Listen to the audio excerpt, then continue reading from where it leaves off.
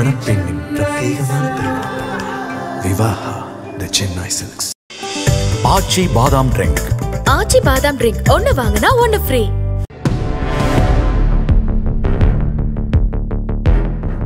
Mankatha cinema பாணியில் மதுரையில் 3 வக்கீல்கள், 2 அரசியல்வாதிகள், ஒரு ரவுடி டீம் உள்ளிட்டோர் போட்ட பக்கா ஸ்கெட்சில் அதிமுக முன்னாள் அமைச்சரின் 200 கோடி ரூபாய் கருப்பு பணம் கொள்ளையடிக்கப்பட்டிருப்பது அரசியல் வட்டாரத்தில் பெருத்த அதிர்வலைகளை ஏற்படுத்தியுள்ளது.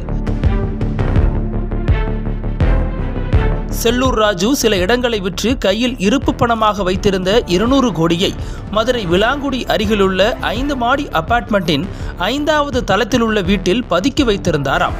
இதன் சாவியை அவ்வப்போது தனது மருமகன் ஜெய் கணேஷிடம் கொடுத்து பார்த்து வர செய்திருக்கிறார். இந்த நிலையில்தான் ஜூன் 22ஆம் தேதியன்று மொத்த பணமும் கொள்ளை போயிருக்கிறது. இந்து முன்னணி நடத்திய முருக பக்தர் மாநாட்டில் இருக்கும்போது மருமகன் இந்த தகவலை செல்லூர் ராஜுவிடம் போன் போட்டு சொல்ல பதறி போய் அங்கிருந்து வேகமாக சம்பந்தப்பட்ட இடத்திற்கு சென்று பார்வையிட்டு விட்டு சென்னையில் உள்ள திமுக அமைச்சர் ஒருவருக்கு தகவல் கொடுத்திருக்கிறார் செல்லூர் ராஜு. எப்படியாவது என்னை காப்பாற்றுங்கள், என் கையில் இருந்த மொத்த பணமும் அதுதான், வெளியில் தெரியாமல் பணத்தை பறிமுதல் செய்ய வேண்டும் என்று சொல்ல அவர் தலைமைக்கு தகவல் சொல்லியிருக்கிறார்.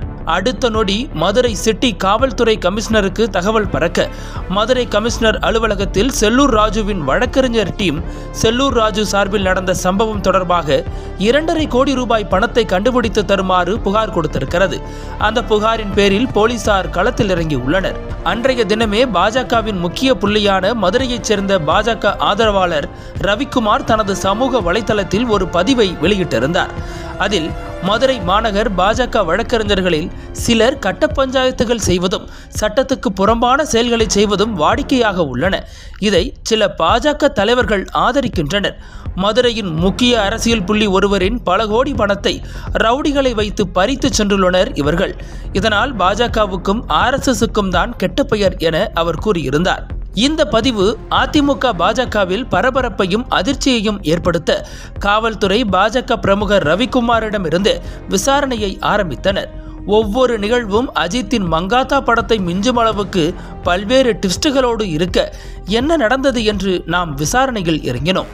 சமூக வலைதளத்தில் பதிவிட்டவர் கொடுத்த தகவலின் அடிப்படையில் விசாரணையை முடுக்கிவிட்டதில் RSS வழக்கறிஞராக தன்னை சொல்லிக்கொள்ளும் கேரளாவின் பிரபல சாமி பெயரை வைத்திருக்கும் வழக்கறிஞர் ஒருவரும் தமிழ் கடவுள் பெயரை தாங்கிய ஒருவருமாக இருவரின் மாஸ்டர் ஸ்கெட்ச் தான் இந்த ஸ்கேம் என்பது தெரிய வந்திருக்கிறது. அந்த வழக்கறிஞரின் ஜூனியர்களை பிடித்து விசாரிக்க அவர்கள் கையை காட்டியது பிரகாஷ் என்ற புது ரவுடியை. அவர் சமீபத்தில் தான் வாடிப்பட்டியில் ஒரு ரவுடியை ஓட ஓட வெட்டிய கொலை வழக்கில் கைதாகி ஜாமீனில் வந்திருப்பதாக சொல்லப்படுகிறது. அவரை பிடித்து விசாரித்ததில் மேலும் 2 கைதாக அவர்களிடமிருந்து 40 லட்சம் வரை பறிமுதல் செய்துள்ளனர். இந்த நபர்களிடம் நடந்த டீப்பான விசாரணையில் புது ட்விஸ்டாக இந்த 200 கோடி கொள்ளை ஸ்கேமிற்கு சூத்திரதாரியாக இருந்தது அமைச்சரின் மருமகன் ஜெய் கணேஷ் தான் என போலீஸ் வட்டாரத்துக்கு தெரிய வந்திருக்கிறது. வீட்டோடு மாப்பிள்ளையாக இருக்கும் செல்லூர் ராஜுவின் மருமகன் ஜெய் கணேஷ் சில மனக்கசப்பில் இருந்து வந்துள்ளார். செல்லூர் ராஜு செல்லூரில் உள்ள வீட்டில் இருப்பதை விட மதுரை துவரிமானில் உள்ள பண்ணை வீட்டில்தான் அதிக நேரம் செலவிடுகிறார். கடந்த மாதம்தான் விளாங்குடியில் உள்ள 5 மாடி அபார்ட்மெண்ட்டில் 5வது மாடியில் உள்ள வீட்டில் பணத்தை பதுக்கி வைத்துள்ளார். அப்போது தனது மருமகனையும் அழைத்துச் சென்றுள்ளார்.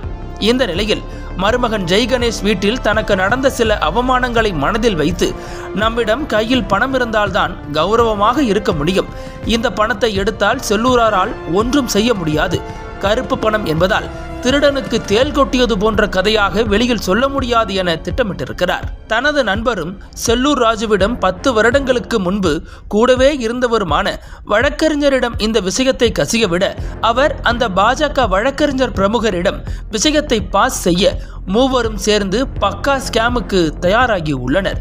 அதற்கு சரியான நேரத்திற்கு காத்திருக்க வந்தது முருக பக்தர்கள் மாநாடு. சிட்டிக்குள் இருக்கும் அனைத்து காவல்துறையின் கவனமும் மாநாட்டில் குவிந்திருக்க செல்லூராரும் அங்கு சென்றார்.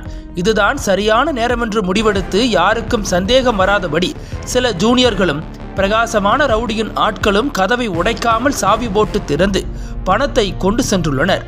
பணம் கொள்ளை போனதை செக்யூரிட்டி ஜெய் கணேஷுக்கு தகவல் கொடுக்க தனது மாமாவிடம் உடனே சொல்லாமல் இருந்தால் விசாரணையில் ஏன் உடனே சொல்லவில்லை என கேள்வி வரும் என்று செல்லூராரிடம் தகவலை சொல்லி உள்ளார்.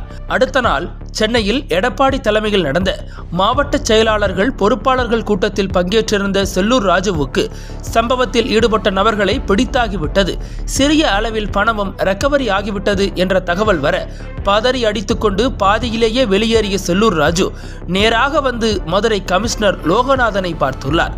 கவலைப்படாதீர்கள், கொள்ளையர்கள் தப்பித்து போகாதபடி பாஸ்போர்ட் விசா முடக்கப்பட்டிருக்கிறது, தேடுதலை தீவிரப்படுத்தியுள்ளோம் என்றுள்ளார் மதுரை கமிஷனர். விசாரித்த வரையில் கொள்ளை சம்பந்தமாக எஃப்ஐஆர் ஆகியிருக்கிறது என்றே சொல்லப்படுகிறது. செல்லூர் ராஜுவிடம் திமுக சில டீலிங்குகள் மேற்கொள்வதாக சொல்லப்படுகிறது. இந்த ஸ்கேமில் வேறு யார் யார் ஈடுபட்டிருக்கின்றனர், யார் அவர்களுக்கு மறைமுக உதவிகள் செய்தது என விசாரணை நடந்து வருகிறது. அந்த அபார்ட்மெண்டில் உள்ள சிசிடிவி காட்சிகளின் அடிப்படையில் கடந்த 10 நாட்களாக யார் யாரெல்லாம் அங்கு சென்றார்கள் என்ற விவரமும் எடுக்கப்பட்டிருக்கிறதாம். இந்த கொள்ளை சம்பவத்தில் பாஜகவை சேர்ந்தவர்களுக்கும் தொடர்பு இருக்கிறது என ரவிக்குமார் கூறியுள்ளதால் மாநில தலைவர் நயினார் மூலம் தேசிய தலைமையின் கவனத்திற்கும் சென்றுள்ளது இந்த விவகாரம் என்கின்றனர். இது எல்லாமே மக்களிடமிருந்தும் அரசை ஏமாற்றியும் கொள்ளையடித்த பணம். இத்தனைக்கு பிறகும் ஒன்றிய அரசின் அமலாக்கத்துறை, வருமான வரித்துறை அவரது 3 வீடுகளிலும் சோதனை போட வருவார்களா? சம்பந்தப்பட்ட பாஜக வழக்கறிஞர்களை காவல்துறை கைது செய்யுமா? இல்லை வேறு ஏதாவது அண்டர் கிரவுண்ட் டீலிங் நடந்து மொத்த விவகாரமும் பொதுமக்கள் பார்வையிலிருந்தே மறைக்கப்பட்டு மறக்கடிக்கப்படுமா என்று மதுரை மக்கள் விவாதத்தில் இறங்கி உள்ளனர். நக்கீரன் டிவிக்கு சப்ஸ்கிரைப் செய்யுங்கள். உங்கள் ஆதரவே எங்கள் பலம்.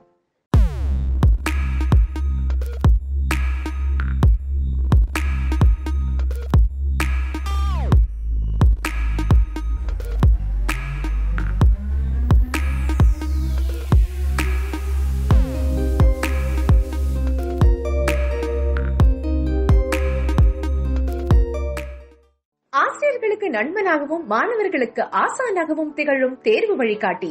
ஒவ்வொரு பாடத்திற்கும் அனுபவமிக்க ஆசிரியர்களின் துல்லியமான தெளிவான விடைகள்.